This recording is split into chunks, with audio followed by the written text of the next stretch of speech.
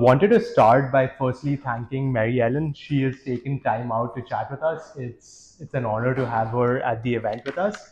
We'll dive more into what she's done for the community as well, and then if you have questions at the end, we'll leave some time for you to ask her questions. Our video sponsor for today is Hostelmatch. Hostelmatch is a hostel aggregator platform that helps backpackers find the best hostels across the world. Based on the vibe of the hostel, all you need to do is go to hostelmatch.com, select the country you're going to and the city you want to travel to. Select the kind of traveler you are. So if you're traveling alone, select solo traveler and the vibe that you're going for, and input the dates, and their matchmaker feature will match you to the hostels that match your preferences. And then you can dive deeper into details about the hostel, like the activities that are offered by the hostel, get high resolution pictures, and also compare prices between different booking providers. Wanted to introduce Mary Ellen to everyone. I had the pleasure of meeting her at the Collision conference, and we connected instantly. Like, her mindset is so positive. You get to kind of learn more about her through this experience, and I'm very grateful for that. So Mary Ellen is actually a Canadian traveler and blogger. She has an award-winning travel site called BreathedDreamGo, and it's inspired by her extensive travels that she's done in India. She's been travel blogging since 2005. Travel blogging probably at that time wasn't even a thing. So It wasn't. uh, It did not exist. exactly. So she is the OG of the OGs of travel blogging when you think about it. And she does custom tours through a company called India for Beginners that we're going to dive a little bit deeper into as we proceed from here. In 2019, Mary Ellen received a National Tourism Award for the best foreign travel journalist and blogger from the Ministry of India, the Government of India. And in 2022, Breed Dream Go was recommended by the Lonely Planet, which for any traveler out there is one of the biggest travel sites. So being That's the recommended, Bible. it is the Bible. So if you're recommended by them, you are doing something really right, right? So as the go-to female traveler site for India. So even though she's Canadian by birth, she resonates very heavily with India. And with her travel blog and a custom travel company, she tries to encourage a lot of the other female travelers to go about traveling safely around the world, and especially in India. So welcome, Mary Ellen, to this Thank you. conversation. Really excited to have you here. Yeah, thank you very much. And I really appreciate that you said I have positive energy because I was very attracted to your positive energy. So there you go. No, thank you so much. Like, really appreciate the kind word as well. So, wanted to jump right in. So, you're known for your famous travel site, Breed Dream Go. Can you tell us a little bit about how you started creating content back in 2005 and what kind of led you to building that site up? And the second part of that question is, how did you end up creating India for Beginners? Okay, well, this is a big question and it's a long story, but I will try to make it short. Um, about 20 years ago, I was at a point in my life where I was actually at a very low point in my life. And if anybody wants to know more personally, I'm happy to talk about it. But just suffice to say, sometimes in our lives, we do hit a very low point. And that's where I was 20 years ago. And I was looking around for some way to get out of that depression and rut. And I was actually got very actively involved in yoga, and yoga led me to do yoga teacher training, which led me to meeting a teacher from India who had a very profound effect on me. And I suddenly got this kind of compulsion, you might say, to go to India. Like I felt a kind of a calling, a longing. It's very hard to put this into words. I've tried, I've written about it a lot, but it's not easy thing to explain. But when you feel that kind of really strong voice inside you, if it's ever happened to you, or if it ever does happen to you, you will know. And it's powerful. And my personal feeling is if it does happen, you really need to listen to it. And I did. I was nervous. It took me 11 months to pack and save. And in December 2005, I took off for India, and it was a 6 month trip. So I had a return ticket 6 months later in June 2006, and I had no idea what was going to happen. It was literally like throwing myself off a cliff. Um, and I have to say that the blogging was kind of an afterthought, and I can't even really remember. It was literally 19 years ago this month I got Right. the idea as I was preparing to leave. I thought, oh, I should do a travel blog. And I had no idea where that came from because it wasn't a thing back then. It just really wasn't. But you know, I do have a background in writing. I have a degree in journalism, and I worked in marketing, public relations, journalism. Like I already was a writer, but I was writing mostly, you know, copywriting, like financial newsletters. Nothing, you know, from the heart, nothing creative. But anyway, somehow I got this idea to do a travel blog. And at the time, standalone travel blogs didn't exist. So I just took out a page on a shared site called travelblog.org, which still exists, by the way. And I just started blogging very casually on my first trip. I traveled for 6 months across India. I had an absolutely amazing time. It was literally one of those cliche, life changing in every way experiences. And I blogged religiously twice a week. Twice a week, I would publish a blog about my travels. And it started very, very casually, to be honest. Right. And but I, it was just such a peak experience. I fell in love with traveling. I fell in love with blogging. I fell in love with India. And I just was like, okay, I need these three things in my life. How can I make that happen? And it's, believe me, extremely counterintuitive in 2005, in 2006, to think that you could be a blogger. I mean, it's just, it didn't exist. I mean, you know, the general age in this room is pretty young, so you may not even remember that, you know, back then there was no social media.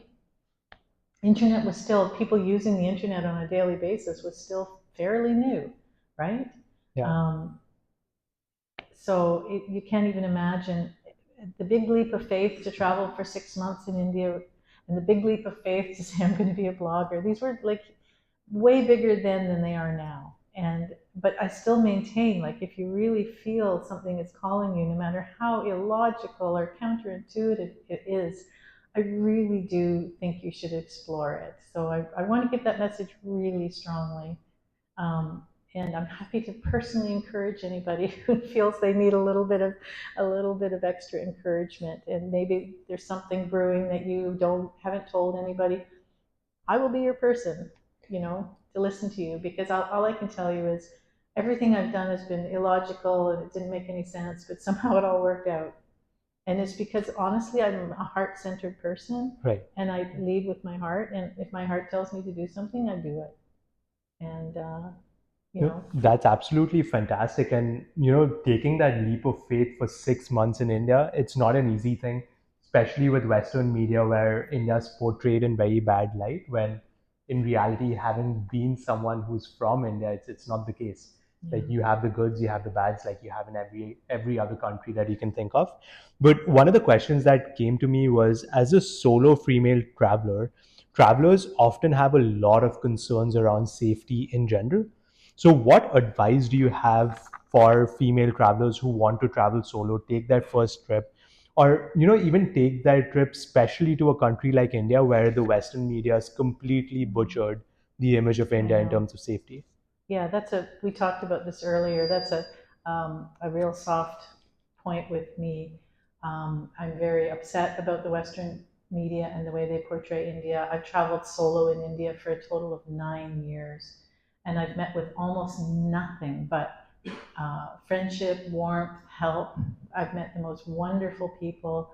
Um, I, I mean, I have such a cognitive dissonance between my experience on the ground in India and what I see in the Western media. It just doesn't even make any sense.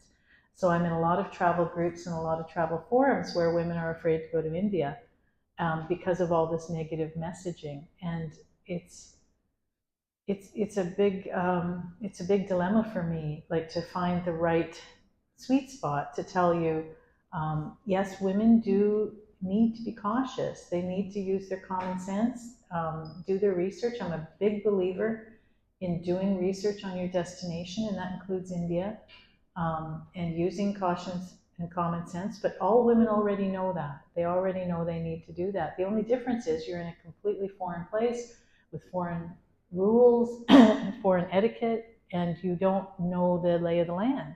And so you're kind of maybe at a more you might say, vulnerable place because of that.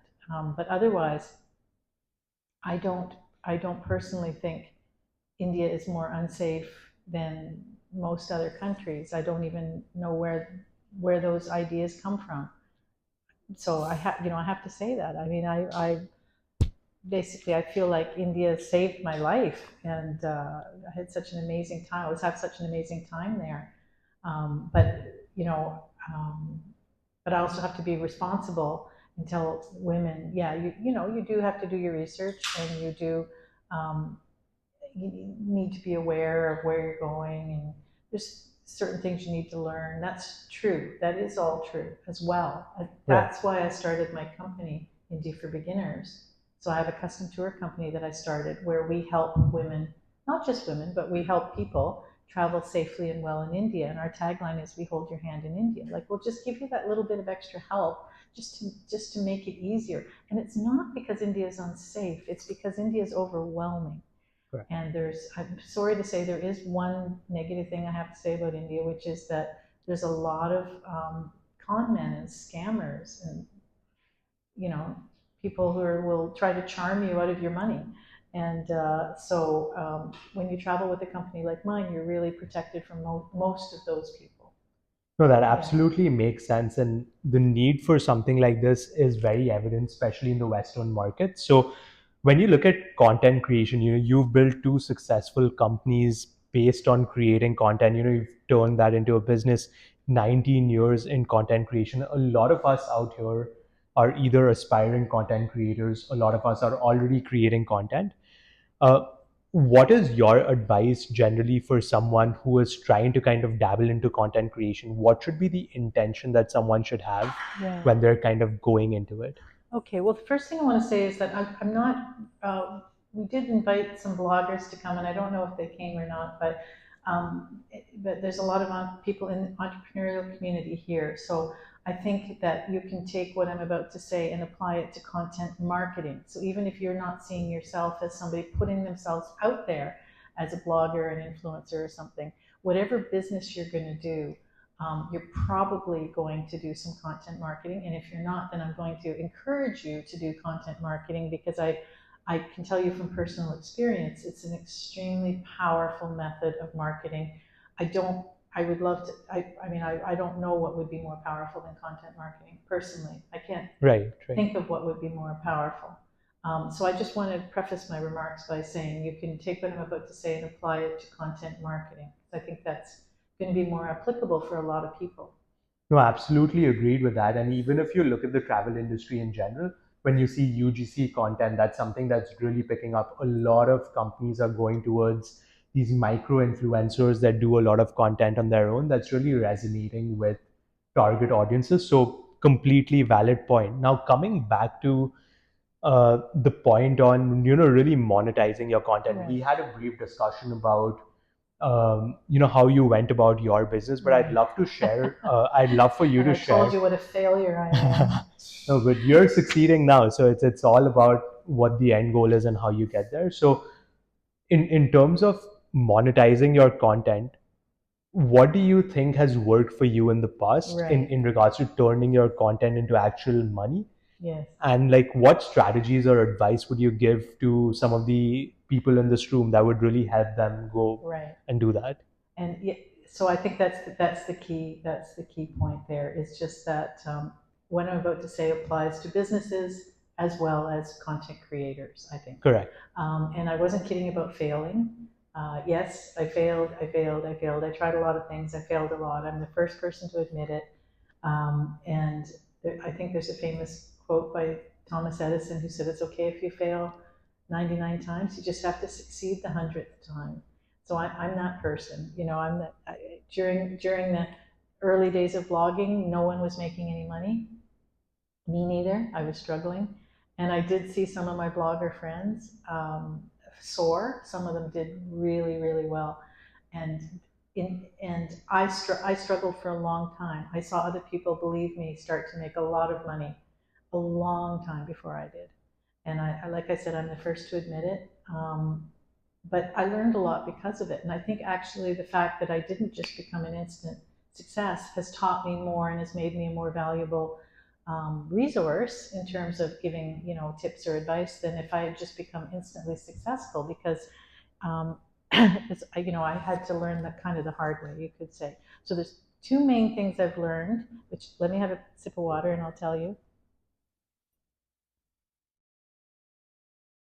And again, I've learned these two things the hard way. And there's a lot of advice out there on the internet, especially for travel content creators, other content creators.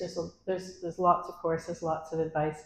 And my experience is that they tend to focus on the more sexy side of things.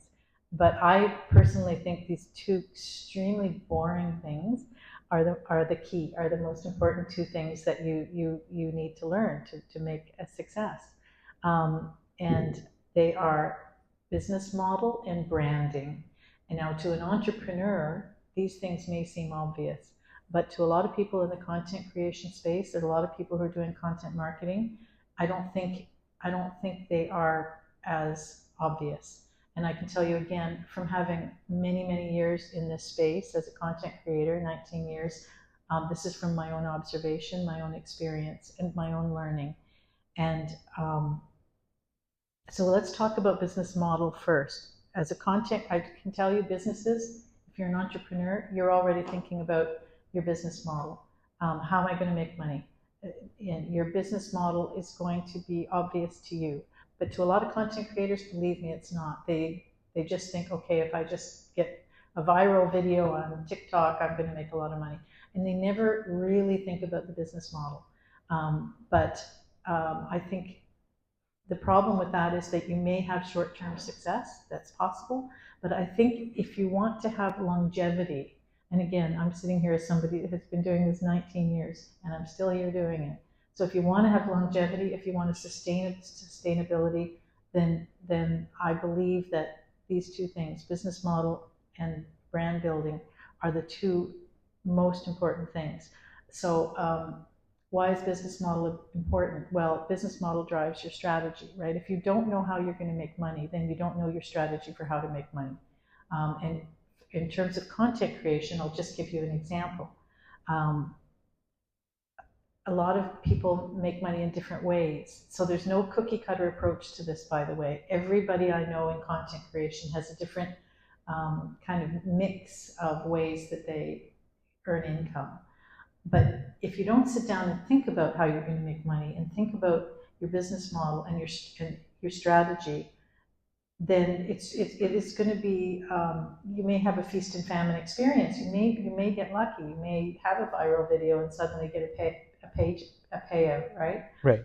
But again, in terms of longevity, figuring out, for example, I'll just give you one example. If you've decided, like a lot of people who have websites, for instance, myself included, if you have a certain number of page views per month, you can sign up to an ad network.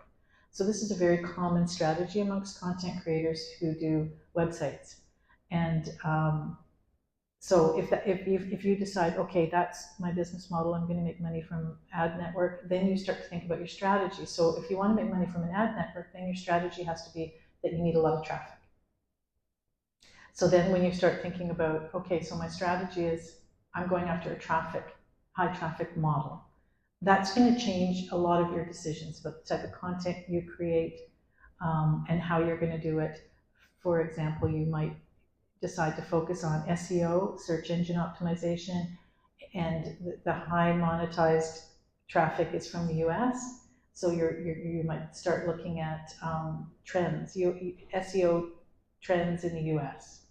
And that could be part of your strategy. And then from there, you'll decide on your tactics, because we all know that strategy drives tactics, right? Do we agree on that? Absolutely. Yes.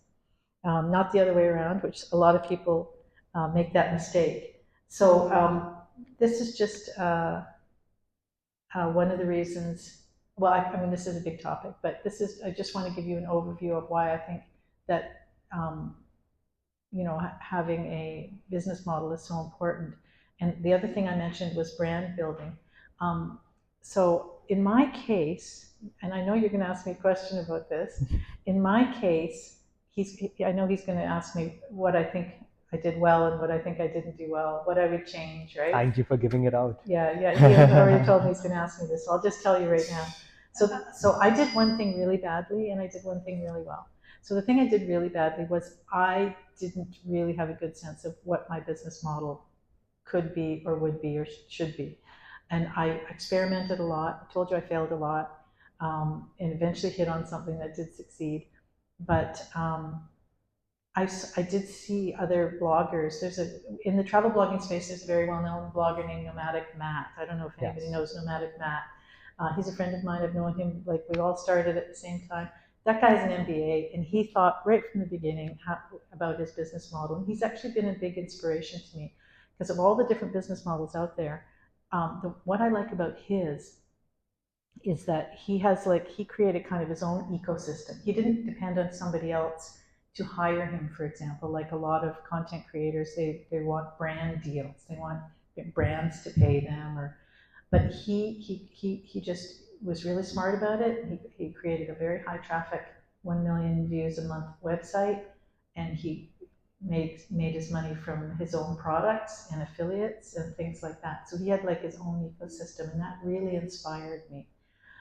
So that was the thing I didn't do well. I had to figure that out, and it took a long time. But the thing I did do well, because I have a background in marketing and communications, and this was something that really set me apart back then, and actually even still to this day, was that I always had this idea that I needed to be like the go-to person in my niche. I needed to develop a niche, and I needed to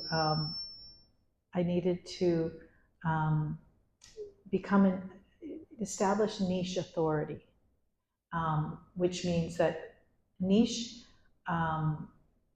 is part of, it's not the only thing, but I put it as number one as in terms of brand building. Your niche is extremely important. And again, a lot of content creators, I can tell you for sure, never think about niche. They just travel around or whatever they do, and they don't think about like zeroing in on a niche. And for me, it was just, okay, female solo travel in India. I just want to own that niche. That's it.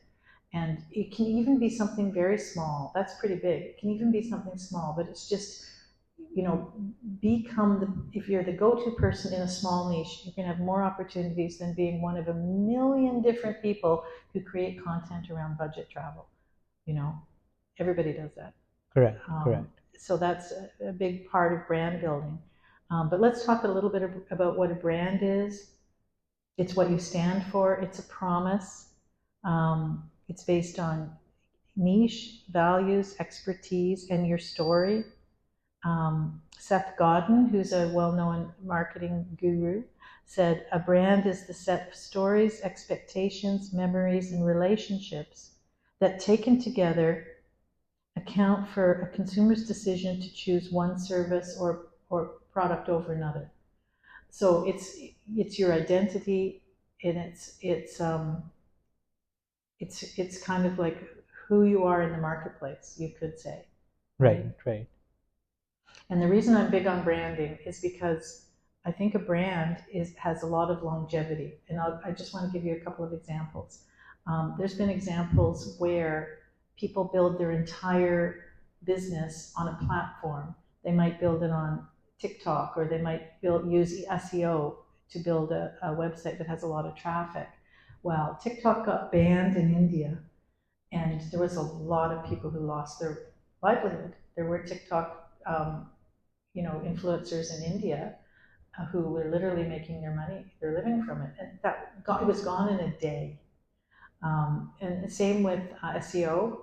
In the last year, Google has done these so-called helpful content update, which actually killed a lot of blogs, and their traffic just died overnight. And again, those people, their livelihood is gone, literally gone. I know people who lost 1 million visitors a month to their blog because of Google's update.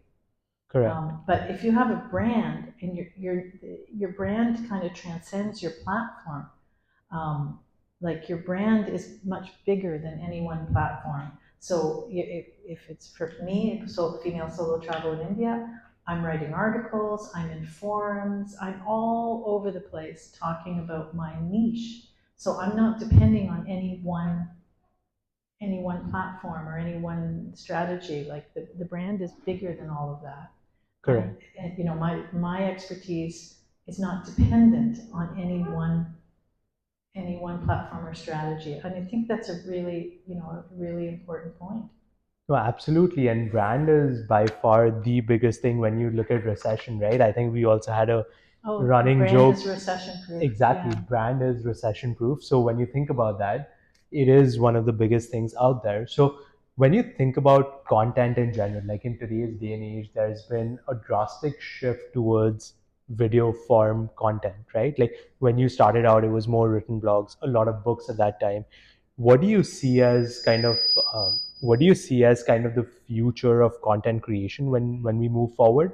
And like for any aspiring content creators in the room, like what is your piece of advice to them that they kind of should do in order to, even dabble into this space? Right. Um, you know, it's basically the two things I've said. You know how you're going to make money and establish yourself as a brand. Those are the two most important things I have to say. But having said that, you know, whenever you do anything, anybody here who's been involved in any field for a long time, you see a lot of changes. I mean, when I started as a blogger, I was a professional writer. I was a travel writer. I used to write magazine articles. I used to write long form for the Globe and Mail and for the Toronto Star. And when I started blogging, a lot of my travel writer friends were very upset. Oh my God, it was like, you're selling out, you're working for free. We were the disruptors, right? And then we had our heyday, and then the influencers started to come up, and they were the disruptors. And Correct. nobody, I mean, I never saw that. I never foresaw that there would be, first of all, social media. When I started, there was no social media. So nobody saw that coming, right? That seemed to come out of the blue, and now you've got all these influencers on Instagram and YouTube. So it's really impossible to know.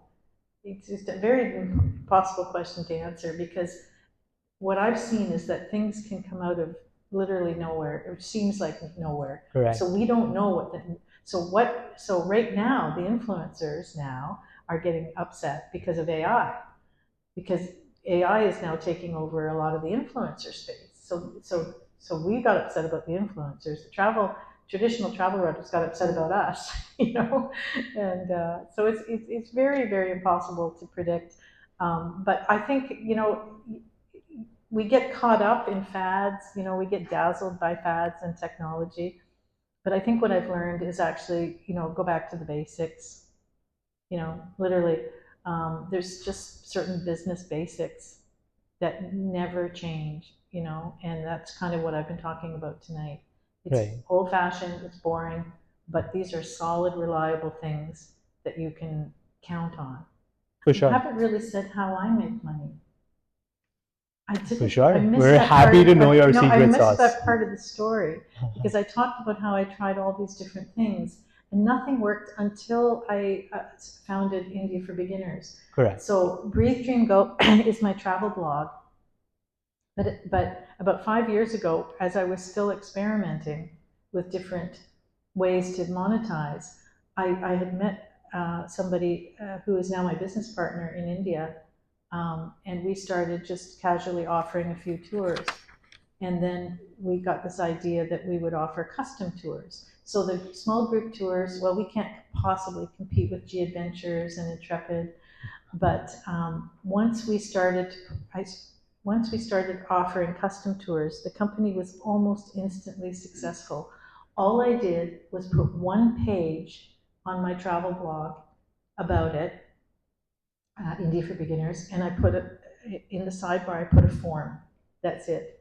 And within 2 months, this business was starting to really, really pick up. I didn't do anything else. That's it. So Breathe Dream Go, the travel blog, is the marketing engine for India for Beginners, the custom tour company. And now India for Beginners has completely taken over my life. I barely have time to blog, and I'm now consider myself a custom tour operator. And yeah, we're doing really well. No, that's fantastic. And I live in India, but I'm still wanting to take a custom tour by Mariellen. So that's going to be a fun one coming up. But thank you so much once again for offering us your guidance, telling us about how to turn content and actually monetize that. So again, like opening up the floor to any questions anyone has in regards to wanting to ask Mariellen. Yeah, for sure. Abby, can you get me some water? So I had a question. So it's kind of off topic in the sense, like the context is like I started my DJ business last year, but how it relates to the question is because how do you know, as an artist when I'm putting out content, I think, cause like viewers like X of my content, like this specific thing, but how do you really know what in a big scale, rather than a friend coming and telling you, because obviously at that initial stage, how do you know why your most loyal customers are coming? Because these days I feel like people are busy, they don't care about the surveys. Like, how do you really understand your loyal customer base Yeah. to understand why you're getting the success and like why they like you versus another company? Because like obviously that's very important data, right? To Great see like question. how do you like what should you do next, what should you continue investing in, and stuff like that. Because I feel like as owners, there's a disconnect sometimes between why we think consumers are coming to us and why we think we're doing well. Kind of, I guess, the difference between the back end and the front end. Yeah, that's such a good question. Thank you very much. I wish I had you know, something, ready to answer you. I wish there was a ready-made answer for that. But unfortunately, I personally think that's, that time is going to, sadly, I mean, I wish it could be something that, just happened overnight. In my case, it took a really long time for me to sort of put all those dots together and realize, um, why was India for Beginners so successful right from the beginning? It seems kind of obvious now looking back, but at the time it wasn't. But now, hindsight is 2020, and I realize, yeah, well, I've been putting myself out in the world for all these years as a India travel expert. Of course, it makes perfect sense. If everybody sees me that way, and I see myself that way, and that's my passion, which it genuinely is, then it just makes sense that I can help other people travel in India. But why did it take me so long to make those connections? I don't know the answer for that. But I do know that I think it has to come from you. Like I said, from the beginning, I think people can detect passion. I think we know, I think we know when somebody's really passionate about something. And I think that experimentation, it's going to take experimentation. I just wish I had a quicker answer for you. It's a great question. One thing I'd like to add to that actually is, at least from my limited experience being in a startup, a lot of the times when you're kind of looking at your customer base, you focus a lot on what's not working and you try and kind of work towards that. When you're collecting data, like, you're a DJ, I've seen you perform fantastic. Like, I love the mix that you do with Indian and Spanish music. So getting insights like that from your loyal customers would be something that really gives you validation. Okay, these are the 2 3 things that I do really well, and that's a constant kind of feedback point that you're getting from customers. So at the end of the day, I would just say, like, just listening to your customers, it always boils down to that. Even when you're creating blogs, right? Like, you have to kind of see which blogs are working. Like, there are specific styles people kind of tinker with. Like, there are specific ways of doing certain things. So that's the only point of advice that I would give in that regard to think about. I think that, this may not apply to you, but the feedback I've got was that what I'm offering is really a gap in the market. There's a gap in the market. If you can find a gap in the market, and I didn't even do that consciously, but that's the feedback I've gotten from people. People have said to me, I wouldn't have gone to India if I didn't find your company. I didn't even know this service existed.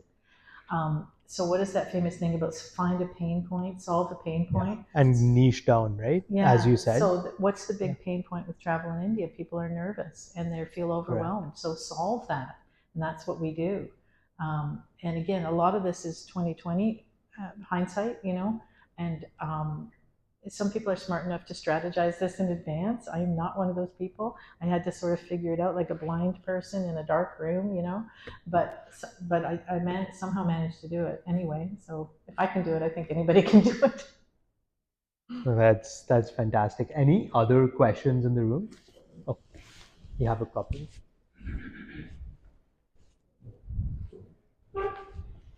Firstly, I just want to say I really enjoyed this session. What I wanted to ask you was you just busted a myth about India that it's really unsafe. Similarly, with hostels, there is a misconception that hostels are really unsafe. So I just wanted to ask you, have you ever stayed in a hostel in India? If yes, what was your favorite part about it? I actually know the answer to that one. Yeah, I actually did a campaign with Zostel. You know Zostel? Yeah. I did a campaign with Zostel. They hired a friend of mine, this crazy tall Texan guy, crazy travel blogger who was in India, and he's a videographer. And they hired him, and he hired me, and we worked together. And so we did go around and stay in Zostels as they opened. And we had an amazing time at the Zostel in Pushkar during the Pushkar Camel Festival. They just opened this beautiful Zostel, gorgeous. And I stay in a private room, okay? That's my thing. I like my private room. But I love the experience of hostels. Hostels in India are great because they're actually really upscale, right? People don't know, they have no idea. So I personally had a good experience. And we had to talk about that when I met Correct. you, didn't we? We did. And I work with a lot of hostels in India itself. So in my experience, honestly, the hostels in India are way better, like way better than the hostels in North America, and most of them in Europe as well. Like for $10 a night, you will get some of the best freaking hostels out there. You'll meet the coolest people, and then you also have food included for $10. Like out here, you can't even buy a Starbucks for $10. And just to put that into context, right? So all in all, like completely resonate with that chain of thought. Yeah. There was another question out there. Yeah, thank you so much for your amazing chat today. And actually, I have two questions regarding to fundamentals that you mentioned towards business model and your branding. So, in terms of your business model, how often, like, how did it evolve, and like, did you change it, and like, how did you change it? Oh, yeah. And in terms of your branding, like, basically, have your own personal brands, and you have the brand of your company. So, like, how they relate, and like, how do you work on your personal branding, or you like brand ambassador? Please elaborate more on it. Yeah, I might. I think I am my brand. It's actually, in my case. I mean, I'm a human being. I'm not a brand. I mean, I'm a person, right? But I really do. In my case, I really do. Walk. I really do travel a lot in India. I've been all over India. I've been on trains, buses, you name it, camels, elephants. I'm sorry to say, back before I realized that it was a bad idea. I really walk the talk. So my brand and I are kind of sort of interchangeable, but it's a good question because, again, I accidentally did a couple of things I think well, which was a lot of people, especially travel bloggers, it's like a lot of people call their blog after their name, like Adventurous Kate. She's great, by the way. I've known her a long time. Subtle roast. But you're getting, but it because then it's like it really is about you. But mine is called Breathe, Dream, Go, so it's about something bigger. So I have guest authors on my blog. It's about something bigger than me, right? It's about being an adventurous female solo traveler, and it's a bigger concept than me. But then when I founded India for Beginners, very deliberately gave it a very separate name because I want it to be a separate entity. We're a team. I have a team. I'm just one person. My team is super important to me. And I always say they do the real work, which is actually true. They do the real work because they're the operations people. They're the people sitting in Delhi who are doing all the logistics and itineraries and bookings and tour guides and everything else. So it's not an easy question to answer. And I'm probably a particular case, but it's definitely worth thinking about, though. Like I said, I made a very deliberate decision to make India for Beginners a standalone company. It's associated with me, of course it is. And people, a lot of foreigners, a lot of Canadians, they want to travel with me because I'm relatable. Like they can Right. phone me up in Toronto this summer, and talk to me. It's happened quite a few times. And your other question was, yeah, the business model. Oh my God, I've got a hilarious business model thing that I wrote out that's just, basically kitty litter liner right now because I threw it all out. Like I told you, I tried a lot of different things and I was looking around for what works in the marketplace. None of it worked for me. Who knows why? I mean, it's a combination of my niche, my expertise, how I put myself in the market, also what the market, this goes back to your question, what does the market want? What does the market need? I accidentally, sort of accidentally, fell on a company that really does solve a pain point. It really does meet a gap in the market. And that was, I wish I could say it was strategy. It wasn't, it was experimentation. And I don't know what else to say except that, what might work for someone else might not work for you, but what might work for you might not work for someone else. And I don't really know why. Again, I'm sorry to say that, but all I can tell you is that I experimented and then, until I hit the thing. And I tried so many different things and I tried so many things and tried to make them work and they never worked. But when I hit the thing, it was, honestly, it was, they say, it was like falling off a log. Like it was some expression about that. It was just like, oh yeah, that's it. It was just like the light bulb goes off or whatever it is. Like it was almost instant. It was almost instant. And what's that saying about it? People talk about an overnight success, but meanwhile they've been working for 10 10 years, years, and then everybody go, "Oh, that person's an overnight yeah. success." It's 10 years in the 10 making. years later, yeah, Yeah. that's me. No, that absolutely makes sense. So there you have it, like how you monetize your content from Mariellen Ward herself. Thank you so much, Mariellen. Oh, It was wonderful speaking with you. I'm sure everyone in the crowd also appreciated all of the wisdom you kind of imparted on us. And if any of us are wanting to kind of become content creators, you know who you need to follow right after this. So yeah, thank you once again for everything. you're I very really welcome. appreciate Thank the you. This time. was a wonderful experience. Thank you. Thank you so